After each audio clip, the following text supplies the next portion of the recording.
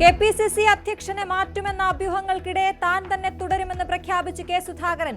മാറണമെന്ന് നേതൃത്വം ആവശ്യപ്പെട്ടിട്ടില്ല. പാർട്ടി മാറണമെന്ന് പറഞ്ഞാൽ ഞാനങ്ങ് മാറും. ദേശീയ നേതൃത്വം അങ്ങനെ എന്തെങ്കിലും ആവശ്യപ്പെട്ടിട്ടില്ല.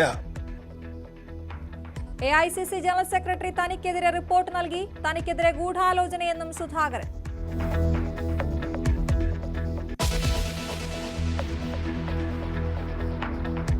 വാക്സിൻ എടുത്തിട്ടും പേ വിഷബാധയേൽക്കുന്നവരുടെ എണ്ണം കൂടുന്നു. 4 വർഷത്തിനിടെ വാക്സിൻ എടുത്തിട്ടും മരിച്ചത് 22 പേർ. തെരുവ് നായയുടെ കടിയേൽക്കുന്നവരുടെ എണ്ണം 10 മടങ്ങ് വർദ്ധിച്ചു. കൊല്ലത്ത് പേ വിഷബാധയേറ്റ 7 വയസ്സുകാരിയുടെ നില അതീവ ഗുരുതരം. പത്തനംതിട്ടയിൽ മരിച്ച കുട്ടിയുടെ മാതാപിതാക്കൾ സർക്കാരിന് പരാതി നൽകും.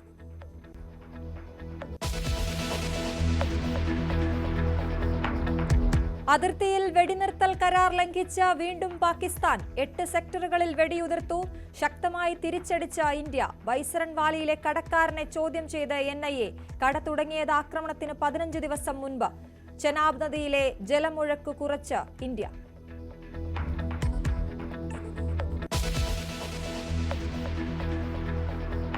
തമിഴ്നാട്ടിലെ തിരുവാവൂരിൽ വാഹനാപകടത്തിൽ 4 മലയാളികൾ മരിച്ചു. 3 പേർക്ക് ഗുരുതര പരിക്ക്. മരിച്ചത് തിരുവനന്തപുരം നെയ്യാറ്റിൻകര സ്വദേശികൾ.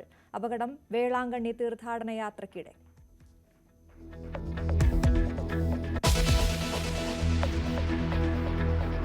അക്ഷര വെളിച്ചം അണഞ്ഞു. പത്മശ്രീ KV റാബിയ അന്തരിച്ചു. വിട പറഞ്ഞത് പോളിയോയും അർബുദവും തളർത്തിയിട്ടും നിശ്ചയദാർഢ്യം കൊണ്ട് വിജയം കൈവരിച്ച സാക്ഷരതാ പ്രവർത്തക.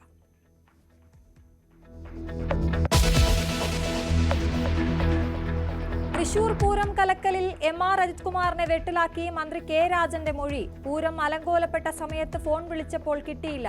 പ്രശ്നസാധ്യതയെന്ന് മുന്നറിയിപ്പ് നൽകിയിട്ടും നടപടി സ്വീകരിച്ചില്ലെന്നും മൊഴി.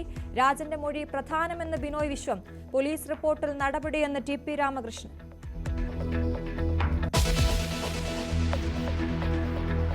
ലിസ്റ്റൻ സ്റ്റീഫനെതിരെ ആഞ്ഞടിച്ച സാന്ദ്ര തോമസ്. മലയാള സിനിമയെ കൈപ്പിടിയിൽ ഒതുക്കാനുള്ള ഗൂഢനീക്കത്തിന് കൂട്ടുനിൽക്കരുത്.